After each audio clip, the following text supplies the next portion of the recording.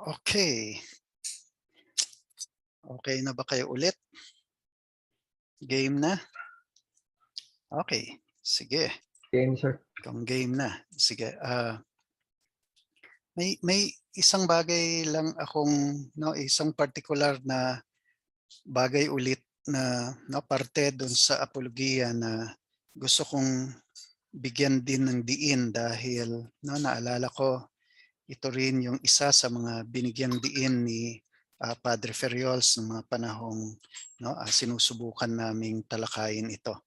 At ano yon 'no, naalala niyo may isang parte kung saan, 'no, si Socrates ay hinainan ng iba't ibang opsyon, ah, para 'no, matapos na lang lahat ng ito.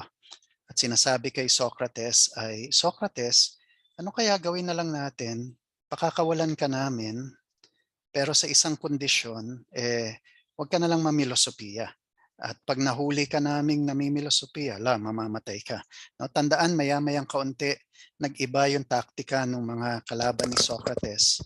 At ito na, 'no, kung hindi natin siya matatalo sa abot tanaw ng katwiran, baka kaya natin siyang talunin sa abot tanaw ng takot.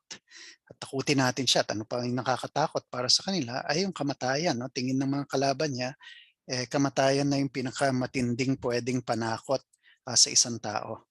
At alam natin yung ibang mga sagot ni Socrates diyan. Pero yung opsyon na palalayain ka namin, pero 'wag ka na lang mamilosopiya, 'no, yun na lang ang gagawin namin.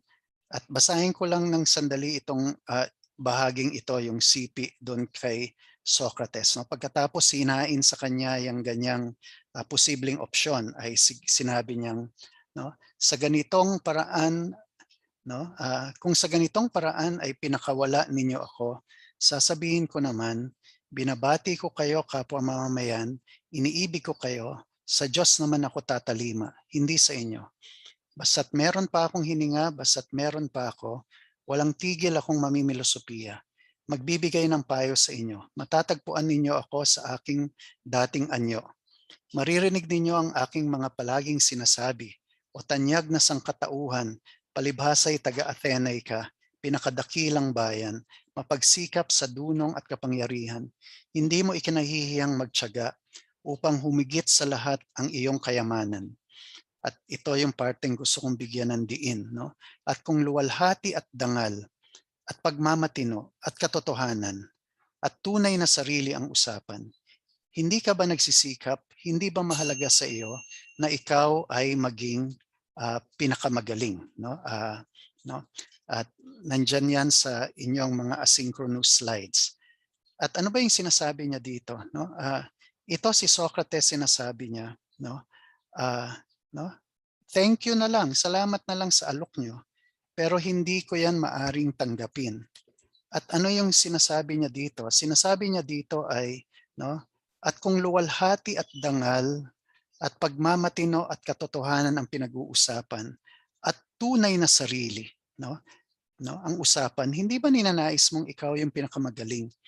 At dito parang maliwanag na si Socrates, 'no, ay may sinasabi siya ditong tunay na sarili, 'no, at mamaya makikita niyo sa teksto inuulit ni Socrates, o yung pagsasalin ni Ferriols, inuulit niya yung salitang tunay na sariling 'yan, 'no. Kapag issue dito ay tunay na sarili, hindi ba ninanais mong ikaw ang pinakamagaling? Ngayon, interesante 'yan sapagkat 'no, yung salitang Grego na dinidikit ni Ferriols diyan ay yung salitang suke, 'no. Lalagay ko sa chat. Paano ba 'to? Ba't sandali lamang, everyone. Oo, yung buong salitang, suki.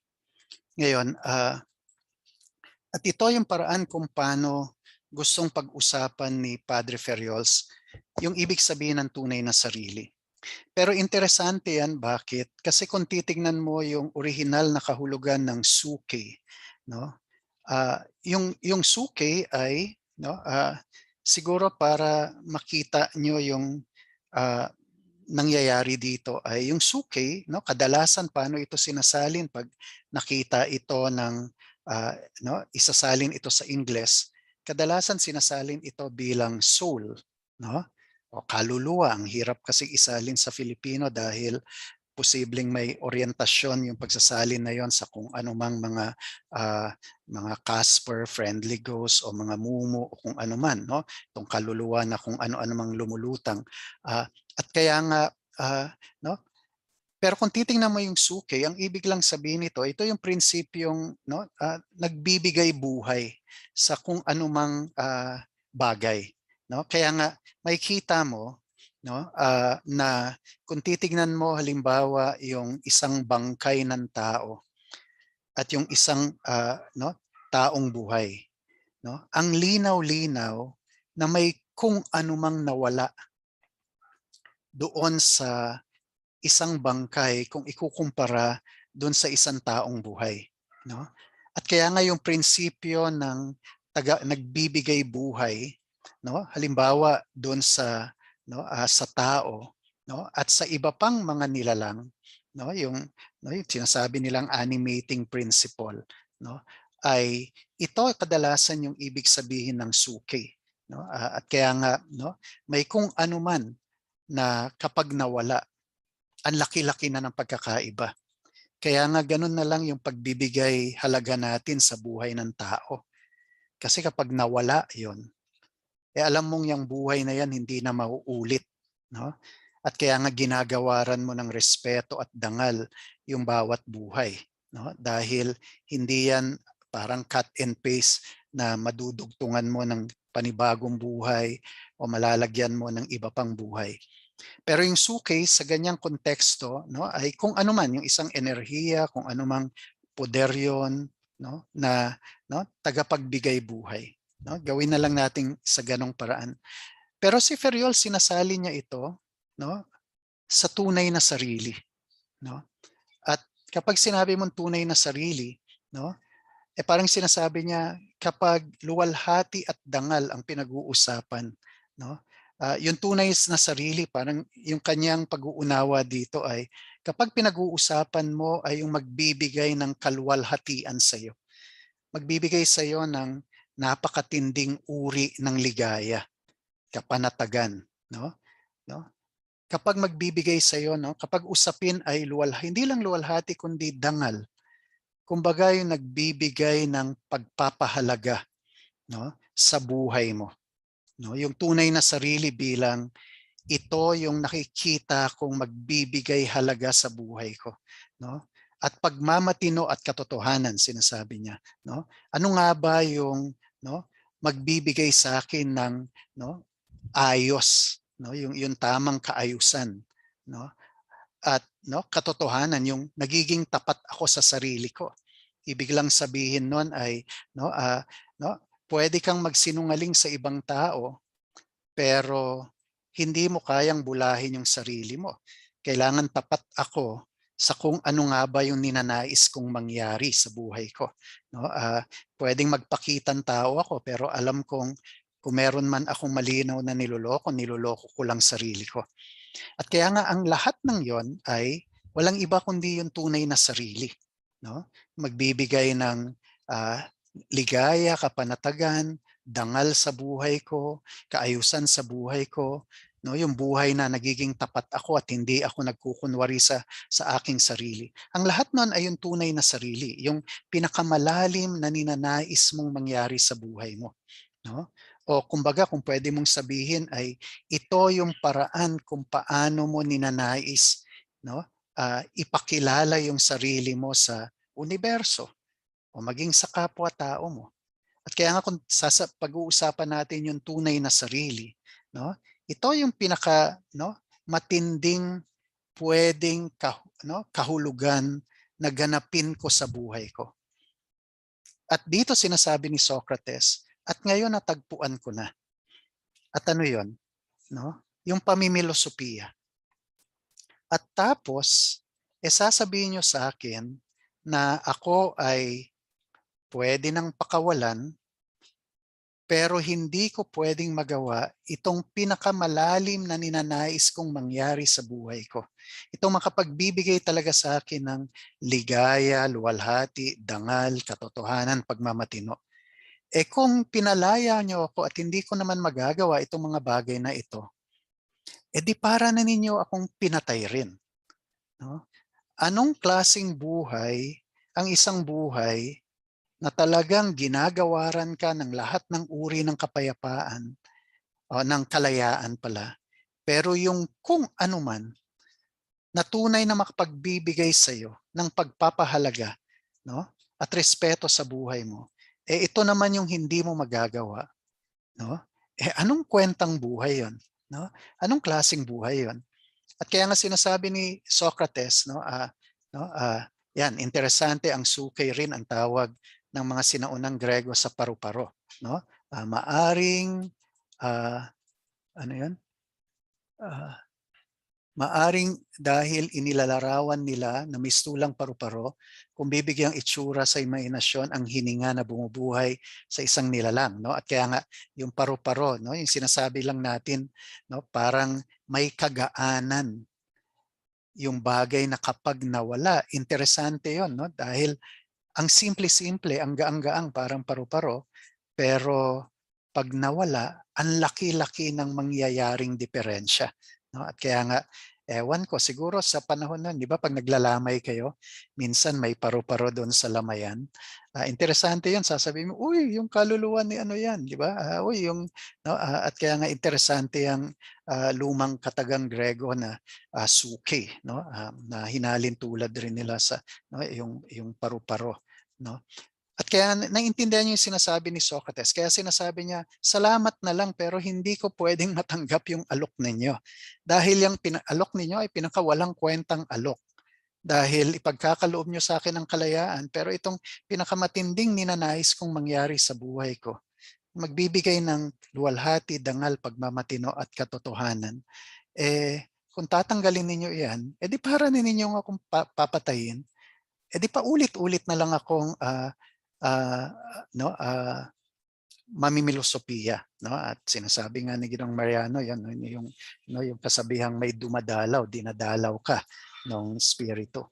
Naintindihan niyo 'no, lalo na kung mariposa, 'yan, yung iba't ibang klaseng paru-paro 'no.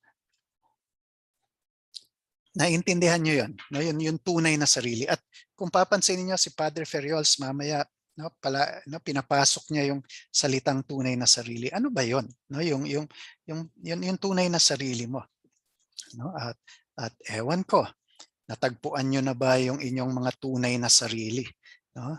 Ah, kung ano man 'yun 'no, 'no, siguro pinapalagay kong kami nila Dr. Strebel, Dr. Calano 'no, Ginoong Mariano, baka ito na 'yun, yung yung tunay na sarili namin na ito yung 'no, yung pagtuturo maaaring ito yung nakapagbibigay ng dangal, luwalhati, pagmamatino, katotohanan 'no, 'no, yung description ko lang 'no, yung description ko lang sa trabahong ito ay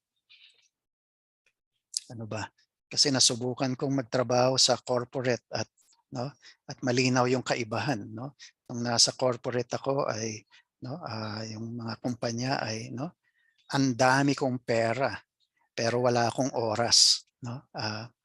Pero dito sa pagtuturo, ang dami kong oras pero wala akong pera at kaya nga pero masaya ako. Ito ang aking tunay na sarili 'no, nakapagbigay ng, dangal 'no. Naalala ko yung may kaklase akong philo major no'n. Alam niyo ba yung 'di ba minsan sa Ateneo may alam mo 'yun, yung may isang buong angkan 'no, at yung mga angkan na 'yun ay mga abogado, gano'n. At dapat yung buong angkan ay sumunod do'n sa yapak ng lahat sa angkan mo. At meron akong, ka-batch na gano'n na philo major at yung angkan nila lahat sila abogado. At kaya nga parang 'no, hinihingi sa lahat dapat mag-abogado.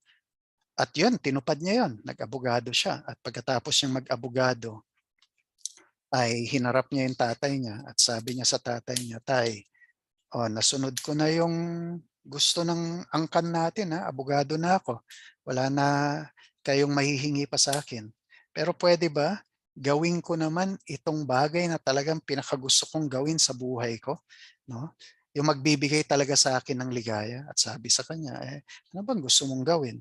At ang sagot niya ay, "Mag-taekwondo. Yun lang gusto ko gawin buong buhay ko, sumipa ng sumipa." Eh, at magturo 'pag matanda na ako, magturo kung paano, 'no, dapat sumipa. 'No? At tinuloy niya 'yon, 'no, at 'no, 'no, dahil ito talaga yung makapagbibigay sa kanya ng kung anumang matinding kahulugan ng kanyang pagkatao, 'no, at kaya nga 'no, at para kay Socrates mahalaga 'yon dahil kapag natuklasan ko na 'yon, hindi ba 'no, ah, hindi mo ito pagpapalit sa kung anuman, 'no, 'no, at kaya nga mananatili kang tapat do'n sa iyong tunay na sarili. At kaya nga malinaw sa kanya kung kahit paulit-ulit niyo akong patayin, hindi magbabago yung uri, ng pamumuhay ko, 'no? 'Yun lang yung isa, sa gusto kong bigyan ng pansin dito. Ngayon, 'no, dumako tayo may tanong kayo do'n sa puntong 'yun, okey? Oh, Kevin, natuklasan mo na ba yung tunay mong sarili? Ah, anong tingin mo? Hinahanap pa rin o 'Yan, okey lang 'yan, 'wag kayong magmadali. Ano, makikita't makikita niyo 'yan at kaya nga ano, mamumulatan at mamumulatan kayo sa kung ano nga ba yung, mahalaga. Ngayon, dumako tayo dun sa 'no, sa puso ng lahat ng, mga ito 'no, sa puso nung buong apologiya 'no. At sinasabi nila yung pinakaimportante nga daw na, para po doon sa 'no, sa buong apologiya ay nandun yon sa inyong, ah, 'no, 'no, yung page na nakalagay doon ay 5.2 yata 'no.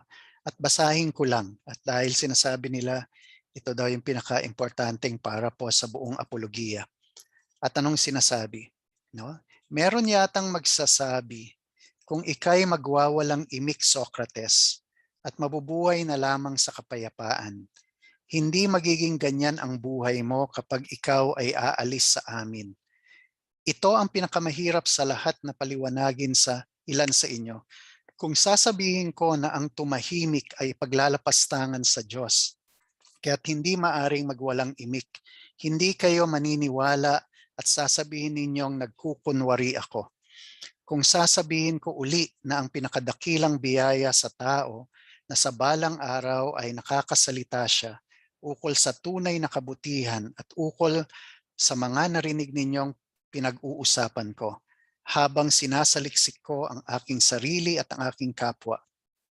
Palibhasay ang buhay na hindi sinasaliksik ay hindi buhay tao. Lalo ninyo akong hindi paniniwalaan na talagang totoo ang sinasabi ko kapwa mamayan ay hindi basta-basta't mapapaniwalaan. Okay?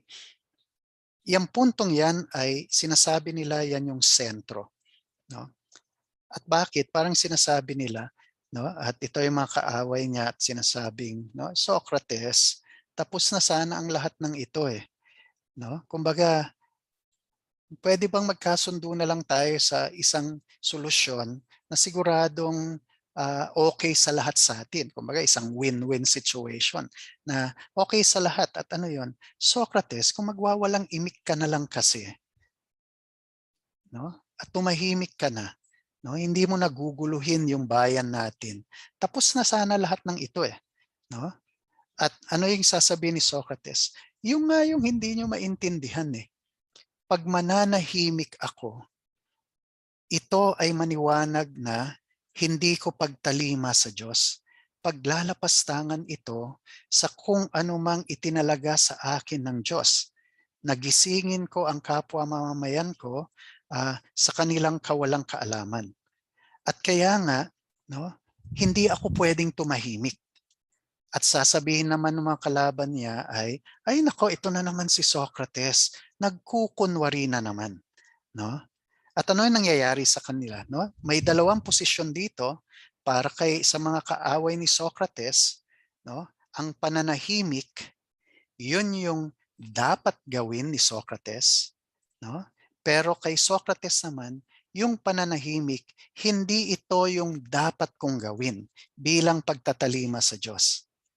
At kaya nga, ano yung naging akusasyon nila kay Socrates? Socrates, nagkukunwari ka. Parang sinasabi nila, no, Socrates, malinaw naman na alam mo na dapat kang manahimik para maging payapa na yung bayan ng Athenay. At sasabihin ni Socrates, hindi ako pwedeng manahimik. Paglalapastangan yun sa Diyos.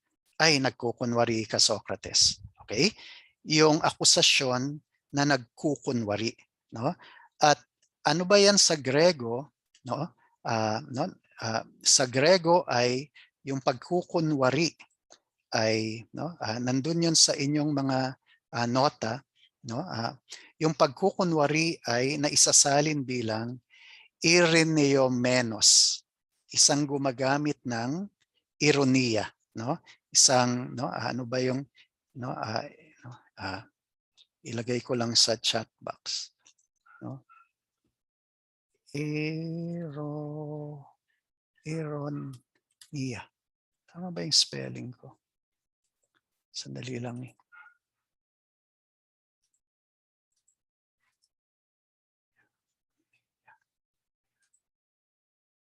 Tama siguro. Yan. Yan. Isang taong gumagamit ng ironia. No?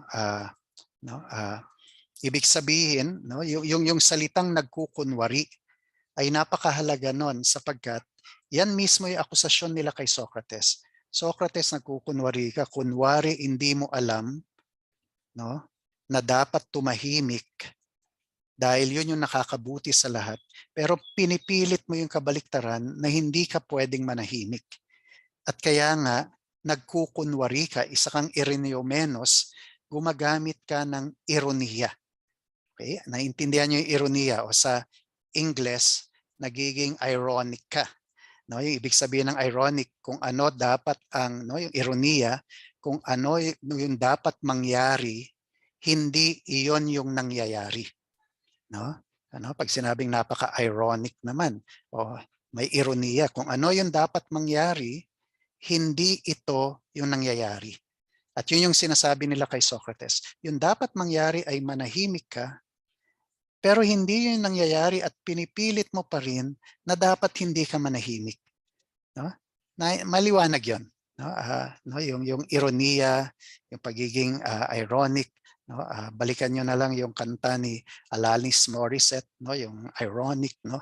Kung ano man yun. At kaya nga, ngayon, ano yung nangyayari dito? Ito ay isang seryosong akusasyon kay Socrates. No? Itong akusasyon ng pagiging taong nagkukunwari, no? Gumagamit ng ironiya. Pero sino po yung Alanis Morissette? Kung sa bagay, hindi na yan naabutan ni Ginoong Mariano. No? Ang naabutan niya ay, sino ba yung Alanis Morissette, Ginoong Mariano ng 60s? Hindi ko alam kung sino. Okay? At kaya nga, pero si Morissette lang po ang kilala ko. Kapal ng mukha. Okay. At kaya nga, ngayon, ano ba yung nangyayari dito? No? Yung nangyayari dito ay, ito ay seryosong akusasyon kung nagkukunwari ka. Isipin mo, kini-question yung mga layunin mo, no? Mary Walter, yan, yung kapanahunan mo naman yan, Dr. Calano, okay? Janice, okay? Yan, ang dami nang sinasabi. Okay, sige. No? Ngayon, ano ba yung nangyayari? No? Ito ay seryosong akusasyon, no? Sa isang tao dahil parang sinasabi, hindi ka nagpapakatotoo sa sinasabi mo. Nagsisinungaling ka, nagkukunwari ka.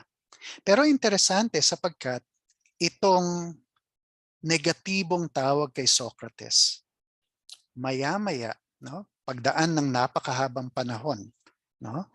Ay ito mismo yung parehas na tawag, no? na binansag sa uri ng pamumuhay ni Socrates, no?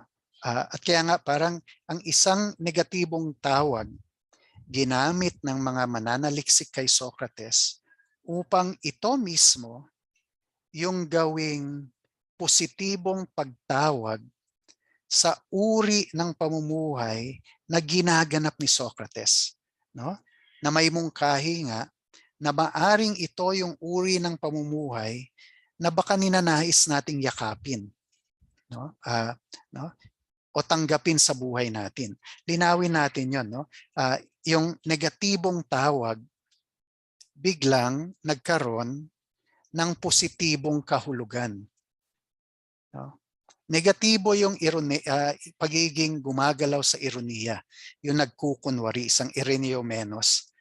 Pero ito rin mismo ang ginawang pagtawag, no, sa isang positibong paraan sa pamamaraan ng buhay ni Socrates, no? Ewan ko kung naintindihan niyo yung negatibong tawag na binibigyan ng positibong kahulugan. Halimbawa, kunyari yung mga Heswita, no? Ewan ko kung gaano katapat ito sa kasaysayan, pero sinasabi nila yung mga Heswita daw, kaya tinawag na Heswita sa salitang, no, ewan ko, Filipino ba o isang banggaling salita, nakaugat daw to sa lumang salitang Filipino na switik, no? Kaya nga mga Jesuitical, no? Mga Heswitik. At alam mo, kapag tinawag kang switik noong mga panahong yon, negatibong tawag yan, no? Simple, ang ibig sabihin ng switik, ikaw ay manloloko, no? Sa Ingles, sinasali nila yan bilang swindler, no? Gumagamit ka ng mga mababangong mga pananalita upang sa dulo ay makaloko ka, no? At kaya nga, no, parang sinasabi nila yung ugat daw, no? Tama yan sa mga Jesuita. Okay? No comment ako diyan sa sinasabi ni Dr. Calano. Okay? At kaya nga may galing, no? Sa pananalita, pero yung pamamaraan ng galing mo ay para ngang yung Jesuita, para nga makakuha ka ng kung anumang ninanais mo, no? Para kang swindler, para kang, no, nanloloko para makakuha ng gusto mo lang. Yan yung mga pinanggalingan ng Jesuita, mga switik. Pero itong negatibong kahulugan o negatibong akusasyon ay binigyan nila ng positibong kahulugan. At sinasabi nila, okay, sige, switik na kung switik. Pero switik kami for the greater glory of God. No, ganyan. Yung mga ad maiorem Dei gloriam, di ba? Hindi kami nanghihingi, ginagamit namin yung galing namin sa pananalita, hindi dahil sa gusto naming makakuha, pero yung gusto naming hingin, halimbawa ay donasyon, para makapagtayo ng mga gusali para sa edukasyon ng kabataan na haksin. Di ba? Ganyan. Kumbaga, niyakap nilang buong-buo yan na yung kanilang karakter ay maaring may galing nga sa pananalita upang siguro may kung anumang, halimbawa sa paggamit nila nito ay may maangkin, pero para sa isang mas, no, dangal na layunin, importanteng layunin. Naintindihan niyo yung negatibong tawag na binigyan ng positibong kahulugan, no? Saka ko na ikikwento sa inyo kung bakit bang ang John Gokongwei School of Management ay naging John Gokongwei School of Management. Kung bakit yung yung ano ba yan? Yung De La Costa building, 2 floors lang yan, naging 3 floors, okay? No, may galing Jesuitical diyan kung bakit halimbawa yung Leong, no, yung building ay naging Leong building. Okay, saka na natin pag-usapan yung mga bagay na yan. Pero naintindihan niyo yung nangyayari dito at ngayon, no, ginamit na yan, no, bilang pantawag, no, sa pamumuhay ni Socrates. Ikuwento ko na raw, no? Sige, isa lang doon sa mga gusaling 'yon. Di ba? Naalala niyo, no, yung School of Management na lang, no? Alam niyo yung John Gokongwei School of Management, kung bakit naging John Gokongwei School of Management? No, dahil alam niyo, konti lang naman yung mga atinistang anak ni John Gokongwei, eh.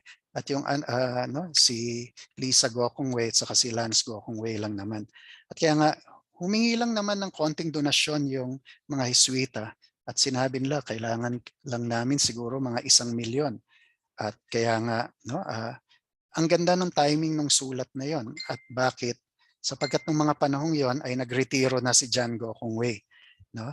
Nagretiro na at sinabi niya, panahon na para yung mga anak ko ang mamahala na nitong buong, no, business empire ko, itong negosyo ko. At kaya nga, no, no, at kaya nga eksakto ng mga panahong yon nakaisip ng, iniisip syempre ng mga anak niya, no, kaya magandang paraan para parang bigyan naman natin yung regalo yung tatay natin bilang parangal sa napakahabang panahon ng dedikasyon niya sa negosyo. Ano kayang bigay natin? Bigyan kaya natin siya ng t-shirt. No? T-shirt, pwede siyang pumunta sa kahit anong Robinsons at maghablot siya ng kung ano-anong t-shirt. No? Dahil kanya naman yun. Bigyan kaya natin siya ng eroplano. Eroplano, pwede naman siyang sumakay sa kahit sa Cebu Pacific. At kaya nga, dahil malaking porsyento nun ay kanila. At kaya bigla silang nakaisip at alam mo naman nagkaroon ng pagkikita yung mga Jesuita at yung pamilya ng ni Gokongwei at sabi nila, may natanggap kaming sulat dito at nanghihingi kayo ng 1,000,000. At mukha namang okay. At alam niyo na yung mga Jesuita na gumagawa lang ako ng imahinasyon, huwag niyong isiping andun ako. At talagang ngiti na silang todo, 1,000,000. At sabi ng ng mga pamilya Gokongwei, mukhang okay naman 'tong hinihingi niyo, pero paano kaya kung gawin naming 200,000,000, 'no? Ipapangalan niyo ba yung business school ninyo sa pangalan ng aking ama, 'no? At siyempre naman 200,000,000 at kaya nga John Gokongwei School of Management. Alam mo bigla akong naisip-isip 'yan, 'no? Ako cheap lang, eh, 'no? Siguro, 'no, ewan ko. Naiisip ko siguro ako baka 100,000 lang. Palitan niyo na yung pangalan ng mga anak ko, papayag ako, 'no? 100,000 lang at kaya gano'n ako ka-cheap, 'no? Wala akong kuwentang tao, wala akong kuwentang ama, okey? At kaya nga, 'no, at kaya nga, 'no, kaya rin siguro sila lang may aircon, ewan ko, okey? Okey, sige tama na 'yon at do'n mo makikita yung galing ng mga, 'no, Jesuita, 'no? Ngayon yung Jesuita Jesuita, si Socrates, 'no, ay ito na yung tinawag na ironiya ni Socrates. Okay, yung tinatawag na ironiya ni Socrates o yung palaging nakikita nyo sa Google, yung Socratic irony. At ano yun? No, pinapaliwanag dito ang isang uring pamamaraan ng buhay. No? At maaring para kay Socrates, no, at yung mga naglalarawan ng buhay ni Socrates ay ito yung pamamaraan ng buhay na nararapat sa tao. No? At paano nyo ito pwedeng intindihin? Yung aking hinahain na paraan para ito ay intindihin ay walang iba kundi, no, yung pamamaraan na, no, kung papansinin niyo yung buong daloy ng apologiya ni Socrates, no? At pansinin niyo yung mga unang bahagi, ang issue at ang pinag-uusapan nila ay kung ano nga ba yung, no, karunungan, di ba? Yun yung sinubukang tuklasin ni Socrates. Ano nga ba yung karunungang nararapat sa tao? Nagsimula yung dialogo ng apologiya sa isang paraan na yun naman yung akusasyon. Si Socrates nagmamarunong. Kaya nga linawin natin, no, kung ano nga ba yung karunungan. At kaya pansinin niyo yung unang bahagi ay ang issue ay may kinalaman lamang sa karunungan. Pero sa isang napakatahimik na paraan at halos hindi napansin, biglang nagkaroon ng transisyon. No? Nung simulang sinabi na kay Socrates, hindi ka ba nahihiya, Socrates, no, sa uri ng pamumuhay mo? At dahil dyan sa uri ng pamumuhay mo, pwede kang mamatay, no? At sinasabi ni Socrates, hindi naman ako nahihiya dahil yung taong may dangal, 'di ba? Sinasabi niya no? ah, no? Tinutupad niya lang yung kailangan niyang gawin, no? No? Kung ano lang yung nararapat. At kaya nga, no, hindi ko tatakbuhan ang isang tungkulin na nararapat kong gawin dahil lamang sa takot sa kamatayan. At kaya nga, huwag niyo akong tatakot-takutit sa kamatayan sapagkat hindi yan yung punto. Ang punto ay, no, kung ang ginagawa ko ba ay makatarungan o hindi, kung mabuti o masama. Kaya huwag niyong sasabihin sa akin, no, hindi ka ba nahihiya, hindi ka ba natatakot, Socrates, na dahil dyan sa uri ng pamumuhay mo, mamamatay ka? At sasabihin niya, hindi yan yung punto. Ang punto ay, naging makatarungan ka ba sa buhay mo? At hindi, no, walang kinalaman yung kamatayan. No? Kumbaga, ang pagtitimbang mo sa buhay mo, kapag umaharap ka sa pang-araw-araw na buhay mo, yung matinong tao ay hinaharap yung buhay niya hindi sa issue ng mabubuhay ba ako o mamamatay, kundi yung pangunahing pinagkakaabala ng tao kapag kumikilos siya ay yung ginagawa ko ba ay mabuti o masama, makatarungan o hindi. Kaya pansinin niyo ano nangyayari dito mula sa usapin ng karunungan, ng kaalaman. Sa isang tahimik na paraan, biglang lumipat yung buong atensyon patungo sa usapin ng ano nga ba yung katarungan? Ano ba yung nararapat na ikilos ng tao? No? No? Sa pang-araw-araw niyang buhay. At kaya nga interesante yon sapagkat ito yung dalawang malalaking ideya, ideya ng karunungan at ideya ng katarungan, no? Na siyang pinag-usapan sa kabuuan ng apologiya ni Socrates. At meron bang kahulugan yon? Meron bang gustong, o sa aking paraan, no, sa palagay, at ito yung kaninang kong ang sinasabi sa inyo kanina no, na mukhang si Socrates sa pagsasalin ni Ferriols ay lumalagpas pa sa punto ng pag-uusisa, kundi doon lumalagpas patungo sa pagsasaliksik ng kung ano nga ba yung nararapat na buhay. At kaya nga meron bang kahulugan itong dalawang interesanting ideya na ito na para bagang no, hinarap ni Socrates. May reputasyon si Socrates na mabangis at malupit na sundalong marunong sumugod, ngayon, marunong sumugod at kinakatakot ng kalaban. Kaya noon pa man, hindi siya takot mamatay kung kailangan lumaban sa digmaan. Alam ito ng mga general sa laban ng De Leon. Tama yon. At kwento niya nga doon, di ba, na hindi niya iuurungan to dahil lang sa takot sa kamatayan. No? At ano nga ba yung nangyayari dito? Mukha yatang itong tahimik, itong dalawang ideyang ito, na parang tahimik na tinatahi doon sa apologiya ni Socrates. Ito yata yung ibig sabihin ng ironiya ni Socrates. At ano yung ironiya ni Socrates? Isang uring pamumuhay na nagsisimula sa pag-amin ng wala akong alam. No? Isang pag-amin at pag-angkin ng isang karunungang nararapat sa tao. No? At itong karunungang nararapat sa tao, kapag tunay mong inangkin, iningatan, pinatubo, tinulak ka para makaalam pa.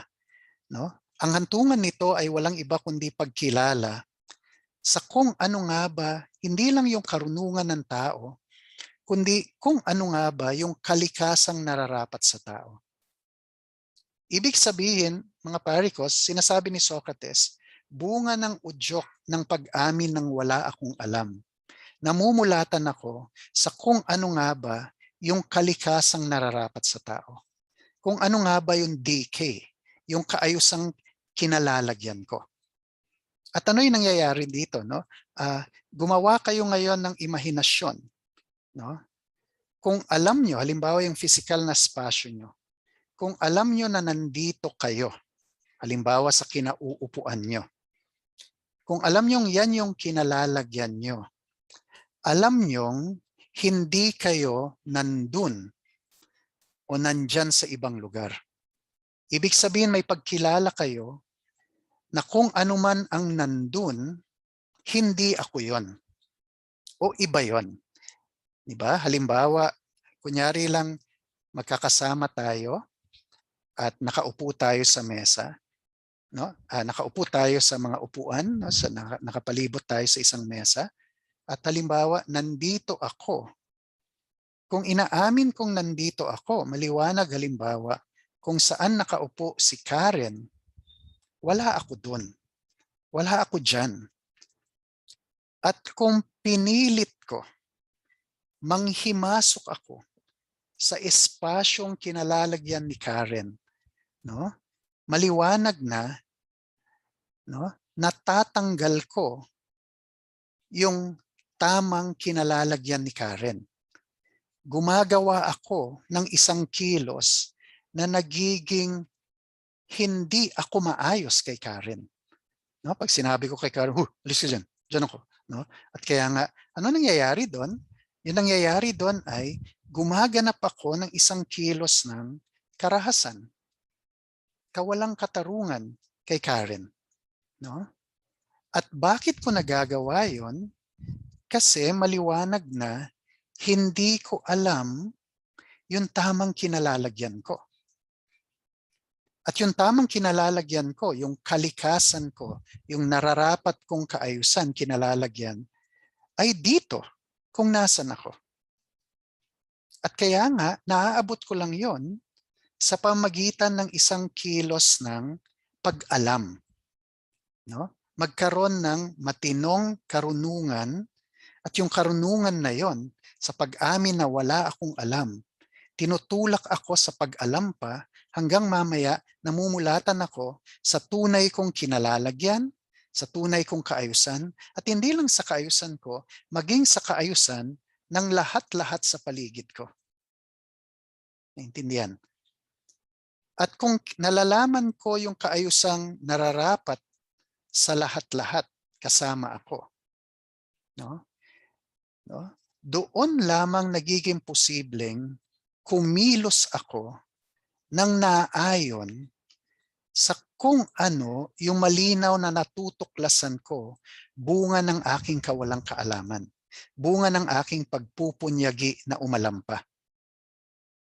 Ibig sabihin, sa pamagitan ng pag-uunawa, no, tinutulak ako upang maging posibleng mamuhay ng naayon sa tao. Mamuhay ng makatarungan. Mamuhay ng ayon sa kaayusan. No? At kaya nga, yung ironiya ni Socrates ay isang uri ng pamumuhay na nagsisimula sa pag-uunawa, at yung pag-uunawang yon ang siyang tumutulak sa akin sa isang uri ng paggawa. At ano nga ba yung mukhang ideyang hinahatid dito ni Socrates sa pamagitan ng pagsasalin ni Ferriols? No? Na yung kilos ng pagpapakatao ay isang tekne. Naalala nyo yung tekne? No? Yung tekne ay kilos ng pag-uunawa at paggawa at paggawang umuunawa. Nagiging posible lang na makagawa ka ng gawaing pantao at nararapat sa tao kung may malalim kang pag-uunawa sa kalikasan ng tao. No, yung kalikasan ng tao, yung pag-uunawa doon, ang tunay na tutulak sa iyo upang kumilos, no, sa paraang makatao. At yung paraang makatao na pagkilos ang lalong nagpapatindi ng pag-uunawa mo kung ano nga ba yung kapwa-tao mo. No?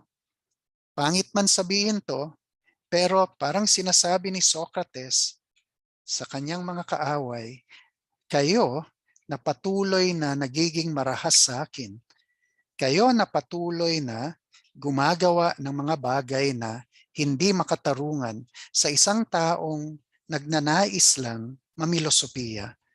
Kaya kayo gumagawa ng masama. Kasi bobo kayo. No? No? Parang yun ang ibig niya sabihin. Hindi kayo nag-iisip. Kasi kung nag-isip lamang kayo, no?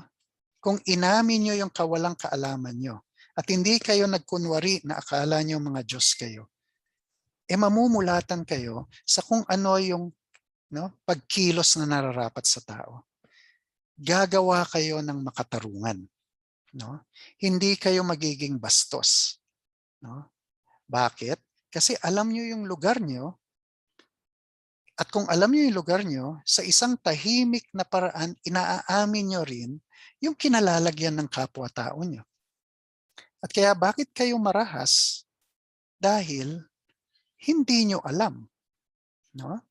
At kaya nga may isang parte doon sa apologia ni Socrates na sinasabi niya, hindi ba, nung pinag-uusapan niya yung, naalala niyo yung parte na yung nawala sa isip ko yung sasabihin ko. May pumasok na mumu, no? At kaya nga hindi ko na maalala yung gusto kong sabihin. Yung parte na pahinga lang ako ng 10 segundo. Siguro babalik sa akin yung gusto kong sabihin. No?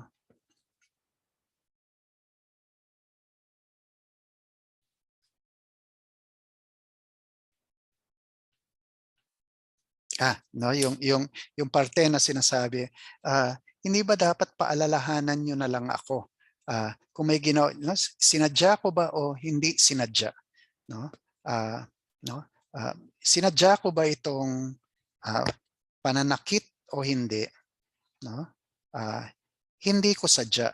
At kung hindi ko sadya, ang dapat sa akin ay turuan niyo ako. Kasi kapag nalaman ko kung ano yung tamang gawain, gagawin ko yon. No? At kaya nga para kay Socrates at maging kay Platon, yung susi ay kaalaman. No? Yung susi ay karunungan. Kapag alam ko, no, magiging posibleng magawa ko. No? At syempre, iba mamaya yung idadagdag ni Aristoteles sa pagmumuning ito. No? Inihabla lamang ang mga kailangang parusahan at hindi ang mga hindi pa natuturuan. Tama, yung isang uri ng pamimilosopiya na yung hinahabla ay ay yung mga napaparusahan. At kaya nga sinasabi, sana ipinamulat nyo muna sa akin. Dahil kung alam ko, di mamumulatan ako, di gagawin ko na yung mabuti. Di ba yung simpleng psikolohiyang pambata. Di ba yung mga hilig natin, minsan pag makukulit yung mga bata, agad-agad gusto nating disiplinahin. At yung mga bata, papaluin natin, halimbawa, no? Dahil ang kulit-kulit. At yung mga batang yon, kapag patuloy mong pinalo nang hindi nila alam kung anong nangyayari, di ba? Na ano yun? Yung hindi alam kung anong nangyayari at hindi nyo pinapaliwanag, lalaking matanda na kahit anong palo mo pa sa kanila ay tititigan ka na lang ng masama. No? Magiging manhid na sa palo mo. Kasi hindi mo naman no? Kung tuturuan mo yung bata kung bakit hindi niya nararapat gawin yung dapat niyang gawin. Kung natuto siya, natablan siya ng liwanag ng kung ano yung nararapat, yun yung magtutulak sa kanya para gumawa. No? At kaya nga may technique ng pagpapakatao dito. No? Yung pag-unawang paggawa at paggawang umuunawa na yung kilos ng pagpapakatao ay kilos ng ironiya para kay Socrates. No? Naalala ko lang yan yung kailangan turuan niyo ako. No? Hindi, yun, sabi ni Keenan doon sa CP, sa Apologia, hindi, no? Yung hinahabla ay kailangan parusahan. No? Hinahabla lamang ang mga kailangan parusahan, hindi ang mga hindi pa natututo. No? Hindi ko makalimutan, alam niyo yung bata ako. No? Konti lang naman kami dahil yung tatay ko tamad gumawa ng bata. 7 lang kaming magkakapatid. At kaya nga kaming 7, nag-iisa akong lalaki. At syempre, alam nyo na, kung nag-iisa kang lalaki, di syempre, yung mga laro nyo sa bahay, bahay-bahayan, bahay kubo, ako palagi utusan, etc. At naalala ko isang araw, no? Naglalaro kami ng bahay-bahayan. At ito, hindi ko alam kung ba't ko ginawa. Yung kapatid kong mas nakakatanda sa akin, yung sinundan ko, pang-anim ako, at yung pang-lima sa amin. Naglalaro kami. At naalala nyo yung panahong sinaunang panahon, ewan ko kung meron pa kayo sa mga bahay ng mga lola nyo. Alam niyo yung mga electric fan dati? Naalala niyo yung electric fan dati, lahat bakal, no? Pwede kang mag-Heidelin Diaz doon sa stand fan dahil ang bigat nun, bakal yung mismong no, kinatatayuan niya, bakal yung mga no, yung blades, bakal lahat. At kaya nga hindi ko makalimutan ng mga panahon yon. Naglalaro kami ng kapatid ko. At nung naglalaro kami ng kapatid ko, hindi ko maintindihan kung bakit, no? Hinawakan ko yung daliri niya at pumasok sa isip ko, no? Ano kayang mangyayari pag pinasok ko 'to sa electric fan, no? Pinasok ko nga, no? At nung pinasok ko, di alam niyo na nangyari, no? Nagkadugo-dugo, halos naputol, at sigaw siya ng sigaw. At dumating na yung tatay ko. At nung dumating na yung tatay ko, nung nakita yung nangyari, pinagpapalo ako. At para akong Socrates, ba't niyo ako pinagpapalo? Ang dapat dito ay tinuturuan at hindi agad no, sinasaktan o at pinaparusahan. At hindi, gago lang talaga ako. Kailangan akong paluin doon sa kalokohan kong yon. At kaya nga, pero parang sarap sabihin yung linya ni Socrates. No? Ang hinahabla ay yung paparusahan. At kaya nga, hindi pa ako natututo. Hindi, matanda na ako noon at gago ako noon. At kaya nga, hindi ko alam kung bakit ko ginawa yon. Pero ginawa ko. Okay, tama na yon. Pero naiintindihan nyo, yung kilos na yon, na yung ironiya ni Socrates ay walang iba kundi technique ng pagpapakatao. No? Upang maging makatarungan ka, no, yung tanging kilos ng pagiging makatarungan ay naaabot lamang sa isang masusing pag-alam, no, pagkilala, pag-uunawa ng kalikasan mo bilang tao. No? At kaya nga maliwanag na sinasabi dito ni Socrates na no, isang pamamaraan ng buhay o tekne ng pagpapakatao yung ironiya, no? Dahil ito ay isang pag-amin ng kaalaman na tumutungo, no, pag-amin ng kaalamang karunungang nararapat sa tao na tumutungo sa paggawa at pagkilos ng makatao, no? No? At kaya nga no, sa ganitong simpleng pagpapahayag, no, naintindihan niyo na kung bakit, no? Paano ka nga ba nagiging no, hindi nagiging makatarungan? Hindi ka umaalam, no? Hindi mo nakikilala yung tunay mong sarili, no? At kaya nga wala ka ng ibang kailangan pang hanapin kundi no, no, yung tunay na sarili bilang may kinalaman din sa pagpapahalaga sa kapwa-tao ko. Naintindihan niyo yun, no? May tanong kayo sa puntong to. Raiden? Wait lang sir, di ko pa masabi. Okay, okay lang yan.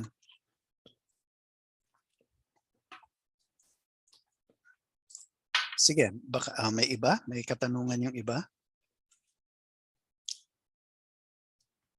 Siguro bago pag sumulpot na yung katanungan ni Raiden, yung huling bagay na gusto ko lang bigyan ng pansin ay ewan ko kung sorry, nakalimutan ko, buti naalala ko. At naalala niyo yung sa dulo ng parapong yon, sinasabi ni Socrates, palibhasa ang buhay na sinasaliksik, no? Ang buhay na hindi sinasaliksik ay hindi buhay tao. Interesante yung pagsasalin ni Padre Ferriols yan dahil kung titingnan niyo yung pagsasalin sa Ingles, karamihan no, ay hindi nakukuha no, yung pagsasalin yan dahil no, kadalasan sinasalin yan na the unexamined life is not worth living. No? At sinasabi ni Padre Ferriols, yung mas tapat sa Grego ay, yung buhay na hindi sinasaliksik, yung buhay na hindi inuunawa, ay hindi lang not worth living. Hindi lang isang walang kwentang buhay, no? Kundi isang buhay, no, ay isang buhay na hindi nararapat sa tao, no? At kaya nga baka kung gusto mong isalin 'yan, ay mas tapat yung the unexamined life is not a human life, no? At hindi lang isang walang kwentang buhay. 'Pag hindi mo inunawa yung buhay mo, hindi lang 'yan, no, walang kwenta o walang halaga yung buhay mo, hindi ka kumakilos ng naayon sa kalikasan mo bilang tao, no? Dahil nga, no, yung kalikasan mo bilang isang taong may angking karunungan, no, na umaamin nga dun sa tatlong kahulugan ng kung ano nga ba yung karunungan yun, no?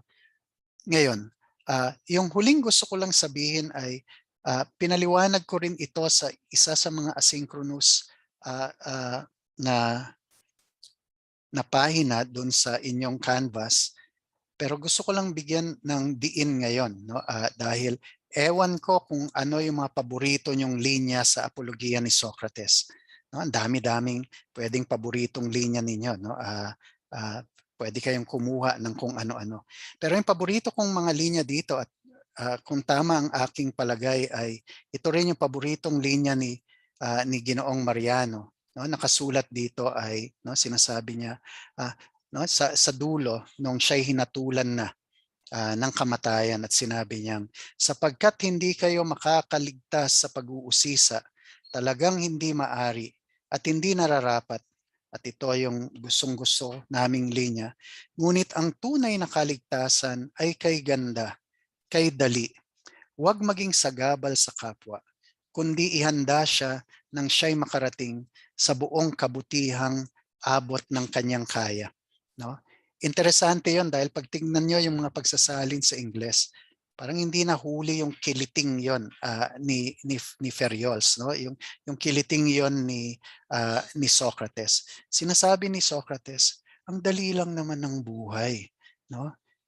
Ang dali lang naman ng kaligtasan. No, ibig sabihin ay, no, kung ano nga ba yung yung buhay na karapat-dapat sa lahat. Huwag ka lang maging sagabal, no? Sa kapwa-tao mo. At naka-interesante sinasabi niya dito, at ihatid mo yung kapwa mo, no, yung at ano yun? Sinasabi niya ay, no, ihanda siya nang siya'y makarating sa kabutihang abot ng kanyang kaya, no? Minsan sinasalin ko 'yan bilang itulak mo na nga yung kapwa mo sa isang kabutihang abot na ng kanyang kaya. Ewan ko naintindihan niyo 'yun, pero halimbawa yung kapwa-tao ko, no, kung hindi naman hassle, hindi naman makakasagabal sa iyo, meron na siyang inaabot. Meron na siyang abot kayang kabutihan para sa katauhan niya, no? Huwag ka na maging sagabal do'n.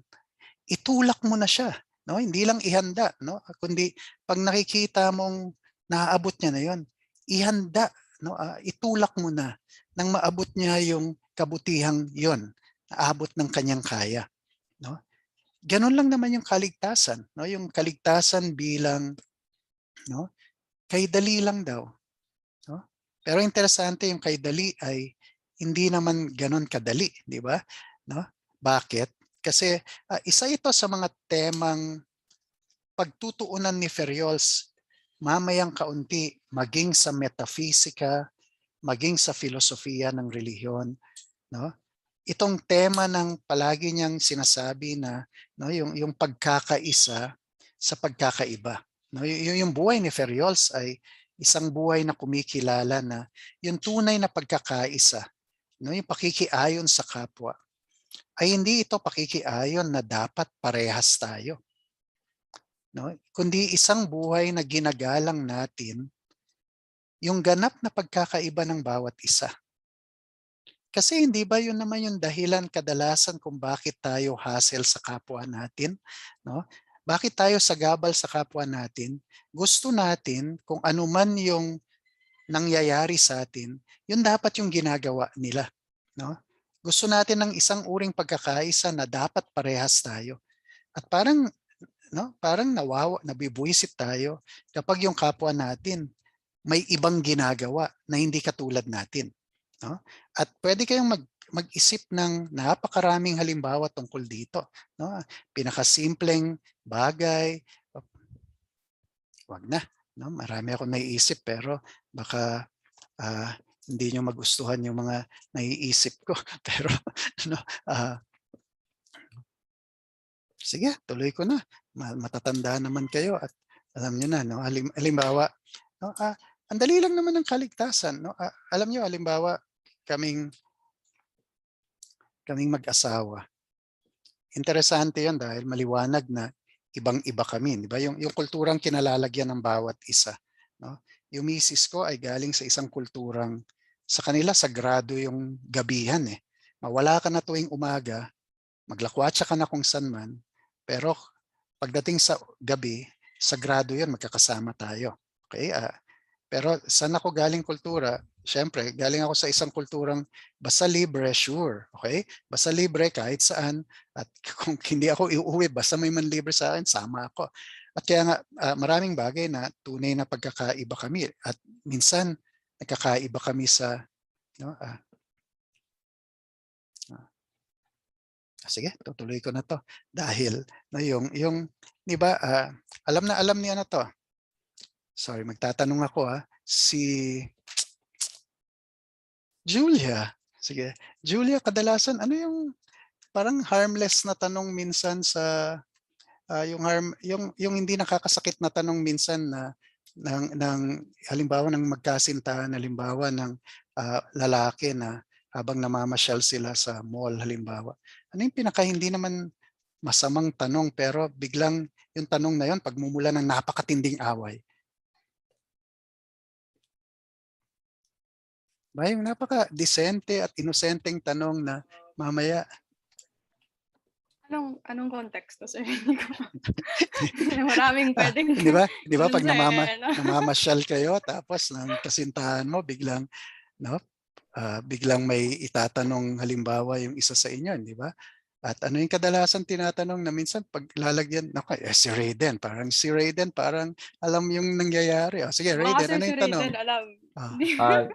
Sir, saan mo gusto kumain? yan yung katanungang napaka-inosente nung umpisa, hindi ba? "Saan tayo kakain?" Tapos ito na sasabihin nung isa, hindi ba? At sagot ay, "Ikaw," hindi ba? Sasabihin naman nung isa, "Sige, ikaw." Tapos sasabihin, "No, no, no." No, sasabihin pa, "No, no, no, whatever makes you happy. Sige, ikaw." No? At kaya nga yung palitan ng ikaw na yan, di ba? Tapos mamaya, sasabihin no, sige na nga, sasabihin ni Raiden, sige na nga, ako na nga. No? Pasensya na kung projection to dahil ito yung alam kong pagkain ko. Halimbawa, o sige, masarap sa food center. Masarap ay ulo ng kambing. Ang sarap kainin yun, yung sinigang na ulo ng kambing. At habang kumakain kayo, hindi ba? Nakikita mo malungkot yung kasintahan mo at maya-maya yun na 'no, "Bakit ka malungkot?" "Eh, ayoko ng ulo ng kambing." At kaya nga 'no, iinit yung ulo ni Raiden, "Eh, akala ko ba ako?" Yung mga ganyan.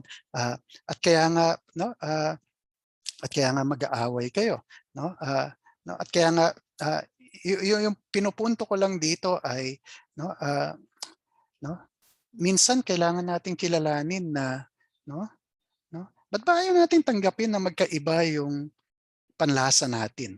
May mga bagay na siguradong magkaparehas tayo ng panlasa. Halimbawa kami ng misis ko, parehas yung panlasa namin sa pagkaing Hapon, pagkaing Filipino. May mga bagay na hindi kami magkasundo at kaya nga no, ba't ayaw natin tanggapin minsan no, na may mga bagay na kung hindi naman makakasakit no, at naaabot niya na yung no, naabot niya na yung no, kabutihang 'yon.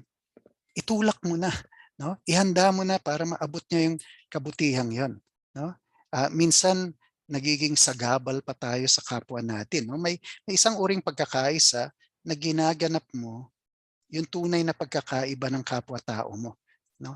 At sa tingin ko ganito yung gustong sabihin ng mga linyang 'to, 'no? Kay dali lang naman ang kaligtasan, 'no? Huwag kang maging sagabal sa kapwa mo at ihatid mo siya sa kabutihang abot ng kanyang kaya, 'no? 'No, naabot niya na, eh, 'no? At kaya nga, itulak mo na, 'no? Ihanda mo na siya para tulungan siyang maabot yung kabutihang nararapat sa kanya at umasa ka na sana yung kabutihang na sinusubukan mong maabot ay isang kabutihang 'no, tutulungan ka ring maabot, no? Dahil lahat naman tayo bilang tao ay yan naman ay bahagi ng ah, pagnanais natin sa buhay na to, na mahanap yung kabutihang abot kaya natin, no? At sa dulo, kung titingnan niyo yung apologia, sasabihin ni Socrates, no? Sa dulo, isa lang naman ang, no? Lahat tayo ay agaw dilim, Diyos lang ang maliwanag. No? Hanggang sa dulo, may isang mapagkumbabang pag-amin na tanging Diyos lang ang may liwanag. Tayo bilang tao ay nananatiling nasa abot tanaw, no? Nitong kawalang kaalaman na to, no? Pero isang kawalang kaalaman na posibleng magtulak sa atin ng kumilos ng maayos. Liwanag yan. Okay. May tanong kayo? Sige, Sir, Raiden. naano ko na yung tanong ko, sir. Okay. Di ba yung pagkatao, galaw ng tekne, naintindihan ko po yung unang galaw, yung sa pagkatuto mo, kaya mo nang isagawa yung pagiging tao. Pero posible po ba magsimula sa gawa? O dahil ba filosofiya ginagawa, kaya parang gano'n na rin?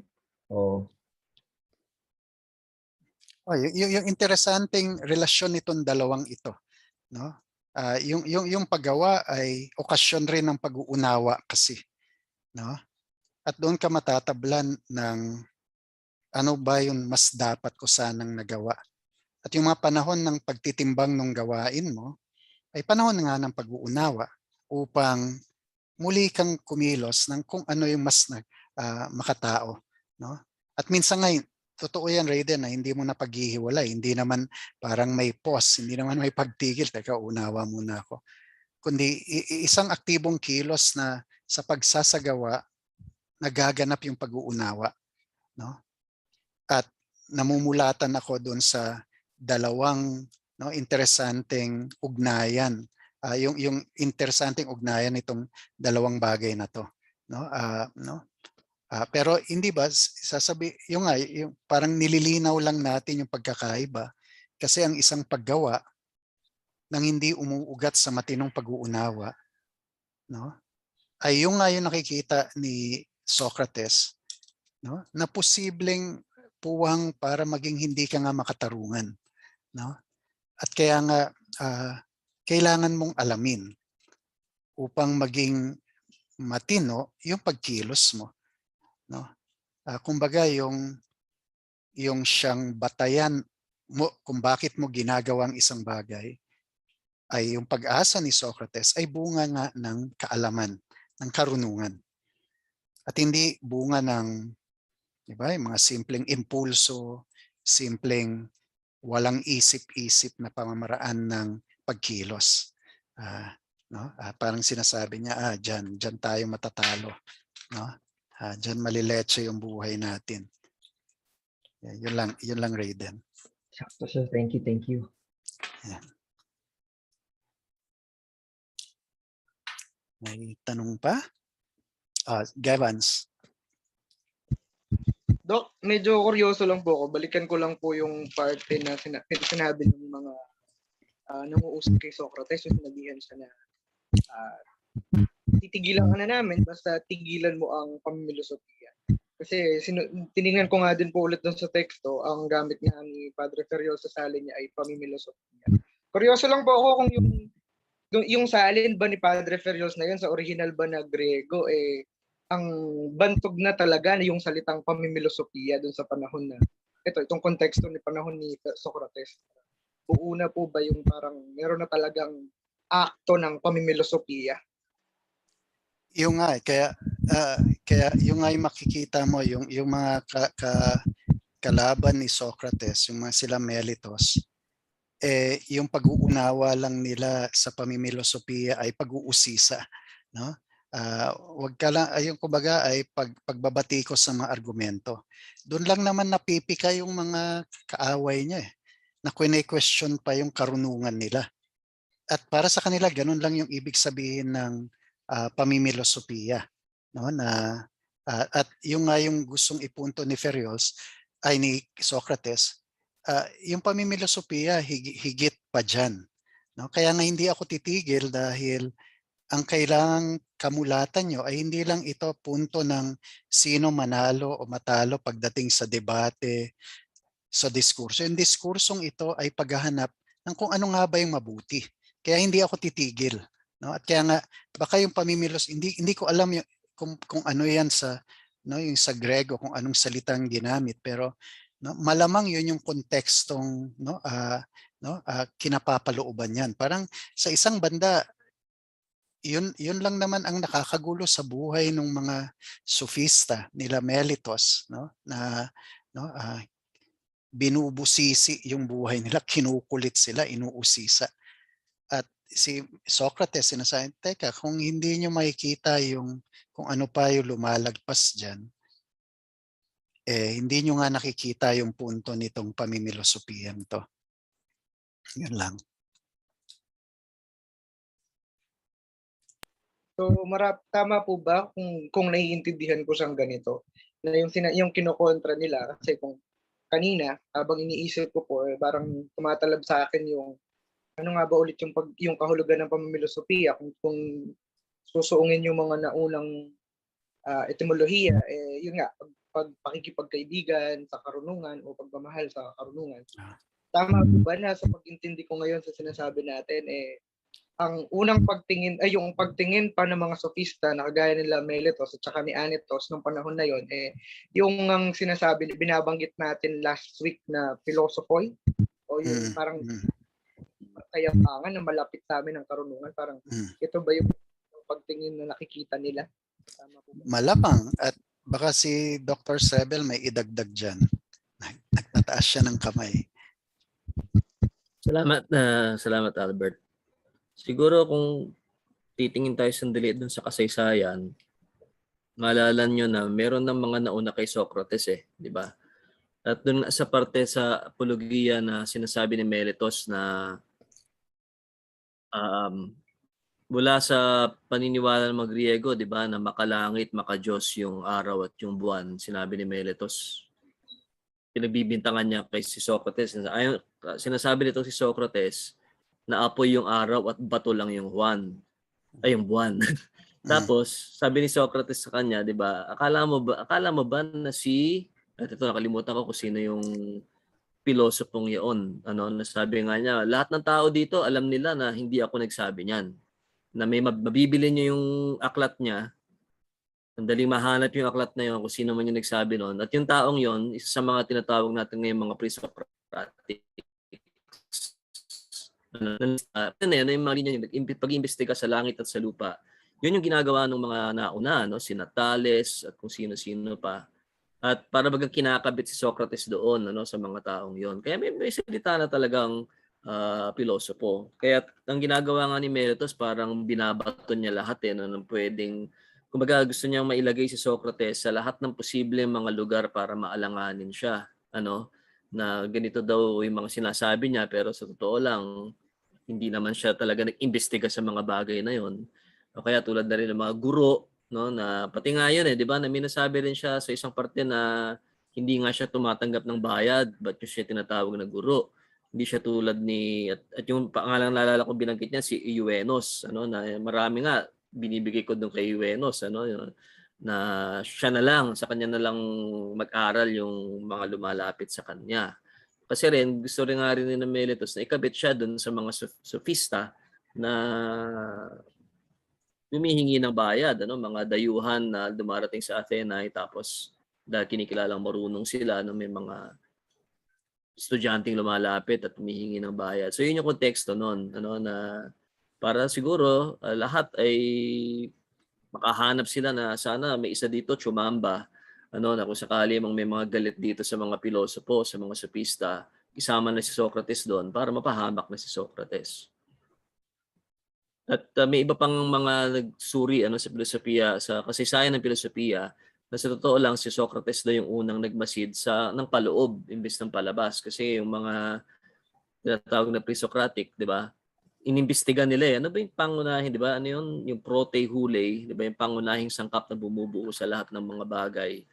At pag binasa mo yung Metaphysica ni Aristoteles, hinahanay ni Aristoteles yung mga yung mga teoryang iyon. Pero si Socrates, wala siyang kahit anong Kasi wala siyang kahit anong dagdag no sa usapang 'yon kasi tulad nga ng pinag-iikutan no nung mga tinatalakay ni Dr. Lagdiva kanina pa, ang pakay niya talaga yung kalooban mo ng tao, matuwid ka ba mag-isip, matuwid ba yung kalooban mo, maayos ba, alinsunod ba sa katarungan at kaayusan yung ginagawa mo. Hindi.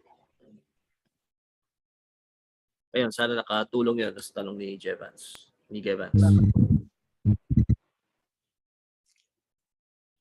Meron pang tanong? Sir, ano po ba ulit tanong po ni Gevans?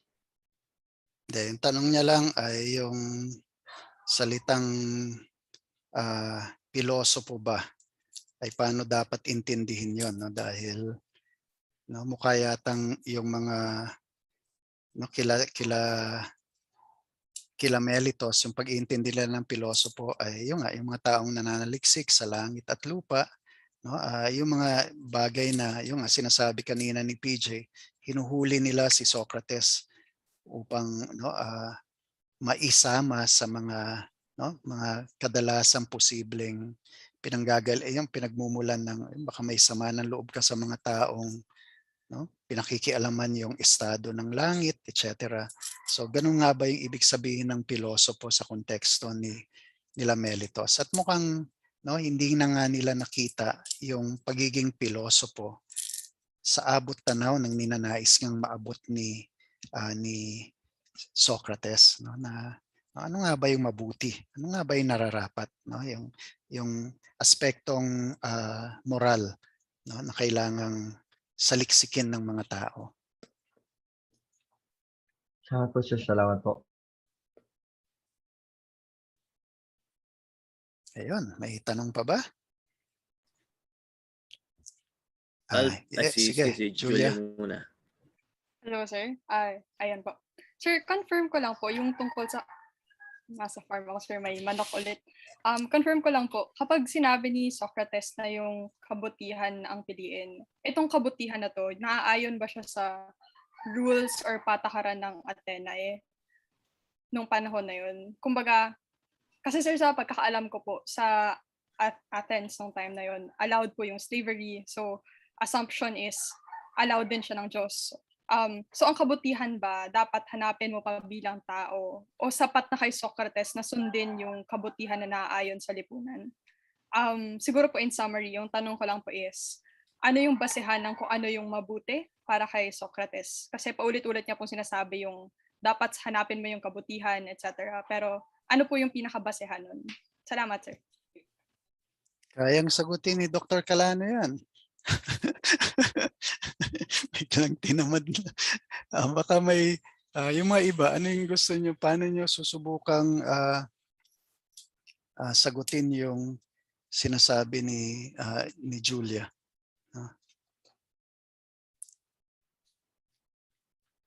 Kahit sino po ba, sir? Sa tingin niya kung paano dapat sagutin yon. Siguro simulan ko lang para dahil nga sapat na ba yung malaman mo kung ano yung kabutihan na nararapat sa komunidad mo. At ito nga si Socrates, hindi ba, na hindi nga matahimik at no, interesante si Socrates dahil parang palagi siya nang bubulabog eh. Yung buong ideya ng kaya nga uminit ng ulo sa kanya, binulabog niya, no, kasi parang binulabog niya yung Athena kasi nga yung mga bagay na no, natatauhan ng mga tao na akala nila ay yun na yun, kung ano man yung nakagisnan, no, na alam na nating mga no, kung ano yung mga struktura ng pamayanan at kung sinunod ko, yun na yun. Pero yung ito si Socrates na binubulabog niya yung pang-araw-araw na no, kalagayan ng buhay. At yung punto ay yan na lang ba yan? O may kung ano mang kaya mong hanapin na posibleng humihigit pa sa kung ano yung nakasanayan yung pamamaraan ng pamumuhay. At mukha yatang yun yung gustong hanapin ni Socrates eh. Yung hanapin mo kung ano yung no, posibleng no, akala mo ay no? May kasapatan na ito, no? Parang ang 'di ba, parang ang yung alamat ng yungib na okay na kami dito, yung mga anino ang nakikita natin at may puntong posibleng mabulabog ka na ito lang ba? At ito si Socrates, yun yung parang palagi niyang sinasabi, no? May kung ano man nakakahigit pa doon, no? At maring si Dr. Calano pwedeng, no, sumagot, no? Yan, sasagot daw si Dr. Calano. O sige, kasi sinangkot na rin naman ako at binanggit ang aking pangalan. So, sasagot na ako. Sa tingin ko, syempre hindi lang maaring intindihin na kung ano lamang yung nakagawian ng mas nakararami, yung magiging pamantayan ng pagkilos. Kasi naayon yan sa kaisipan ng mga hoi polloi, di ba? Kung titignan natin yung susunod na dialogo, yung Crito, karamihan ng mga dahilan na ibibigay ni Crito kung bakit dapat tumakas si Socrates ay nakakagat sa pag-uunawa ng kung anong iisipin ng mas nakararami o kung ano yung nakagawian ng mas marami. At doon din sa dialogong yon, sinabi ni Socrates na ang kanyang nakagawian ay hindi kinakailangang baguhin dahil ito ay hindi na naaayon sa mga hangarin na laging inaasahan sa mga ganong uri ng pagkilos. Kaya sasabihin niya, gaya ng nakagawian niya, hindi siya handang bumitaw sa kanyang mga pamantayan dahil lamang ikamamatay niya ito. Kundi, sabi niya, kaya naman niyang baguhin yung kanyang pamantayan kung ito ay naaayon sa kilos ng logos. Yun sabi niya doon sa Crito. So sa tingin ko, yung pamantayan ng kung ano yung mabuti para sa kanya ay laging higit, no, sa nakagawian, laging higit sa mas nakararami at laging nakakagat sa kung ano yung sa kanyang ipinapakita ng kanyang pakikipag-ugnayan, pakikirelasyon sa logos. So yun yung tingin ko so kung babalikan natin, nagiging tama ba yung isang bagay sapagkat sinang-ayunan lamang ng mas nakararami, halatang-halata para kay Socrates, hindi ganon ang pagtukoy sa kung ano yung dapat gawin. Wala lang, yun yung sa aking pananaw. Dahil sinangkot din naman ako at hindi ako sinaasahan yung pagsasangkot sa akin ng isa dito.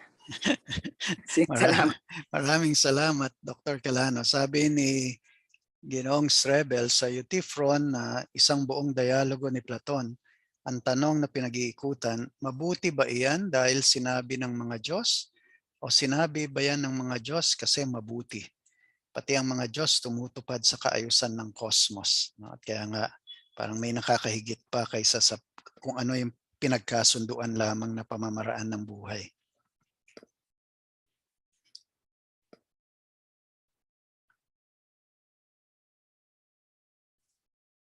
Taas ba ng kamay ang Ginoong Mariano? Sorry, hindi ko maintindihan yan. Raise hand ba yan? Okay. Sorry, hindi ko. Mari din lang ako magbahagi. Magaling yung tanong ni Julia. Okay, dahil yan nga isa sa masasabi nating mahalagang philosophical na tanong na nauungkat dito sa dialogong ito ni Platon na bida nga si Socrates, kanyang maestro na matatawag. Sangayon ako sa sinabi ni Dr. Calano din, okay, na makikita nga din sa susunod na dialogo ni Platon, titingnan na serye na parang trilogy o trilogy with the prequel pa itong serye nito ng Apologia. Okay? Pero kahit tingnan din natin, dagdag ko pa siguro, kahit tingnan din natin ang mismo nilalaman ng Apologia, di ba? Isa dun sa mahalagang paglalarawan na ginawa ni Socrates, okay, sa kanyang naging papel, okay, sa Atenay, okay, sa polis ng Atenay, inihambing niya sarili niya sa isang bangaw. At inihambing niya ang Atenay sa isang dambuhalang kabayo na galing sa isang dakilang lahi. Kaya kumbaga napakaganda sana nitong kabayong ito, napakatikas, ngunit sa puntong ito ay tatamad-tamad, inaantok-antok. Kaya ang papel daw ng isang tulad niya, si Socrates, ay bilang bangaw na gugulantang din sa kabayong ito, nakakagat sa kabayong ito. Yung nga lang, ang peligro nga nun ay baka magulantang yung kabayo at sa isang palo ng buntot nito ay madurog ang bangaw. At syempre, parang propeta, parang hula na nagkatotoo, di ba? Nasa dulo nga, wala na naman to spoiler, nabasa niyo na naman, di ba? Alam niyo naman na sa dulo, hahatulan nga si Socrates ng unang-una na siya daw ay may sala ayon dun sa isinampang mga habla sa kanya. At di lang yon, bilang may sala, pinatawan siya ng kaparusahang kamatayan ng mismong polis ng Atenay. Okay? Kaya kumbaga, at pwedeng pagdebatihan, kumbaga, kung kayo magiging abogado ba ng araw, pwedeng pagdebatihan yung sasabihin nila merits of the case, etc. Tama ba naging paghuhusga doon sa hukuman na yon, kay tama ba na sinabing may sala si Socrates, gayong eto daw yung mga batas ng Atenay, o kung ano pa man. Pero ang punto dito ay, Socrates mismo, mulat siya na ang kanyang polis, ang Atenay, kasama na ang mga batas na pinaninindigan nito, pinahawakan nito at pinapalaganap sa mga mamamayan, kasama na ang mga tradisyon nito, ang mga paniniwala, ang kultura nito, di ba? Ang pinakaginagalang na kasaysayan ng mga kaisipan nito ay yun nga, pwedeng pagsamasamahin sa imahe ng isang dambuhalang kabayo. Maganda naman kung titignan, may saysay naman, may galing, may bisa sa pangkalahatan, pero minsan kasi yung tinatamad na. Minsan kasi hindi na maingat. Minsan kasi baka sobrang yabang dahil din ang laki-laki nito, di ba? Kaya hindi na pwedeng antiin, hindi na pwedeng questionin, hindi na pwedeng kilitiin, gulatin, gisingin. Kaya minsan, yung dambuhalang iyan, kay maring magaling at dakila dati, pwedeng magalit at pwedeng pagalitan yung screen ng mga kausap niya, di ba? At baka ipahamak yung mga kritiko nito. Pwedeng mangyari yan. At yun nga natin nakikita, Julia, sa buong klase na para kay Socrates, yung mabuti nga ay hindi lang automatiko basta kung ano ang sinasabi ng lipunan, ng gobyerno, ng kultura, at sabi nga ni Dr. Strebel, kahit ng iyong relihiyon, okay? Kasi yun yung sinasabi doon sa dialogong Eutyphron, okay? Di ba? Kahit yung pinaniniwalaan natin na sabi daw ng kunwari lang ng banal na kasulatan ng ating relihiyon, ito daw ang mabuti. Bakit ba sinasabing mabuti yun? Yun ba'y dahil sabi daw ng Diyos, yun ang mabuti? O mabuti ba yon dahil yun talaga ay ayon sa kaayusan, sa cosmos, kaayusan ng universo, at kahit ang Diyos ay kailangang igalang iyong kabutihan na iyon. Kaya ano ba ang dapat nating bahagi ng panungkulan natin sa pagsasaliksik, hindi lang sa kapwa-tao, kundi sa sarili nating mga paninindigan at paniniwala, ay halughugin nga. Yung tinatawag natin na kabutihan. Okay? Kung marami man tao naniniwala na itong ganito raw ay mabuti, kailangan pa rin nating saliksikin ito. Bahagi siguro yon ng tunay na espiritu ng pamimilosopiya ayon kay Socrates. Bahagi ng ating paninindigan sa landas ng ating pagpapakatao. Okay? Salamat. Magaling yung tanong na yun ni Julia. Salamat, Dr. Lagliba. Salamat. May mga tanong pa ba? Evans. Doc, susubukan ko lang din po sana na sagutin yung tanong ni Julia kung ayos lang. At iwasto niyo po ako kung mali. Basta itong sasabihin ko po sa abot tanaw lang naman ng mga napag-usapan na natin. At kahit minsan bumabalik pa rin yung isip ko dun sa mga napag-usapan din natin nung ancient philo, nung second year po ako. Kaya siguro ang ano ko lang po kung ang tanong siguro sa filosofiya ni Socrates ay yung kung ano yung basihan ng kabutihan. Siguro dito ko po napapansin yung talagang ganda nung pinagsikapan o yung tulong na pinagsikapan ni Cariols na magising muna yung diwa ng mambabasa niya dun sa kung paano maging Grego, kung paano nakita ng mga Grego. And ipupunto ko siguro yung dalawang importanteng salita, yung dike at saka yung technique ginagamit niya. At yung kung itatanong kung paano nga yung kabutihan, 'di ba nakarating lang naman tayo sa usapan ng kabutihan dahil napag-usapan natin yung kung ano nga yung makatarungan. Na umikot yung tanong umikot yung diskusyon pala, yung pananaliksik na to sa isang tanong na paano ba maging makatarungan. At lumilitaw na sa mga pinag-aralan natin na ang pagiging makatarungan yung kung ano man yung nagtutulak sa atin na umayon sa ating dike o yung naaayon sa atin, yung angkop sa atin bilang mga tao. Kaya nga, baka ito nga yung sinasabi natin, magpakatao ka. Pero, ito nga tayo sa isa na namang parang palaisipan, okay, ano ba paano magiging basihan ng kabutihan itong pagpapakatao? Sasabihin nga sa atin ni Socrates, parang, hep, sadali lang, hindi ito isang manual na babasahin mo lang ito, alam mo na kung paano maging mabuti, alam mo na kung paano maging tao. Hindi ito isang listahan lang ng mga mabubuting gagawin mo. Kung hindi, isa itong, sabi nga ni Periol, isa itong technique, kumbaga, ng pagpapakatao, isang pag-unawa na may paggawa at paggawa na may pag-unawa. Kumbaga, hindi sarado na ito lang. Kung hindi patuloy na pag-unawa habang gumagawa at patuloy mong ginagawa habang inuunawa. At inaasahan na pagdating ng panahon, yung mabuti nga, na sinusubukan lang naman natin, inuunawa lang naman natin, baka dumating yung panahon na sa pagkagawa natin ng paulit-ulit maging isang huring kagalingan o yun ang tatawagin natin arte. Tama po ba yung pagmumuro? Tama. Maraming salamat, Evans. Tama yung iyong mga sinasabi. Okay. May tanong pa yung iba? Okay, siguro dahil parang marami-rami na yung mga pinag-usapan natin ay siguro ay biyayaan natin ang isa't isa ng pagpapahinga at masarap na pananghalian. Kaya simulan nyo nang tumingin sa inyong mga lulutuin o yung inyong igagrab food. At kaya nga sa susunod na pagkikita, si Ginoong Strebel na ang mamamahala ng talakayang yon. Ginoong Strebel, meron ka bang paalala sa kanila? Sana lang meron na kayong pambungad sa metaphisika. Kasi ikot yung ating talakayan sa yugto. Isa, meron. Tapos abangan na lang yung mga ipapaskill ko sa mga susunod na araw sa mga sa ating mga pitap sa Canvas. Anong oras kayo magsisimula, Dr. Strebel? Alas 6 ng 9. umaga?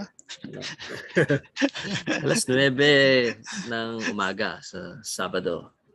Ayan. Okay. At ibahagi ko lang din po sa sa Ateneo, sa Rizal Live na website po. May na-publish na po nila lahat ng mga Ateneo University Press. So kung medyo magtagal yung delivery ng pagbungad, pwede rin dun mabasa. Kahit maayos po siya, parang may animation. Oo nga sir, ngayon nga hindi nila masyadong hindi na masyadong in-announce, nagulat ako. Pero ayun, maganda. Sige po. Ayun, sabi ni Ginoong Ginoong Mariano rin, available yon sa Rizal Library. Okay? Sige, kung wala nang tanong ay tapusin lang natin tong pagkikita natin sa isang panalangin. Sa ngalan naman, anak ng Diyos, Santo, Amen. Apagin ng Maria, napupuno ko ng grasya, ang Panginoon ay sumasa iyo. Ikaw pinagpala sa babayeng lahat, pinagpala naman ang iyong anak na si Jesus. Santa Maria, ang Diyos, panamsalanan, ngayon ka rin mamatay. Amen. Okay, enjoy na kayo. At maraming salamat.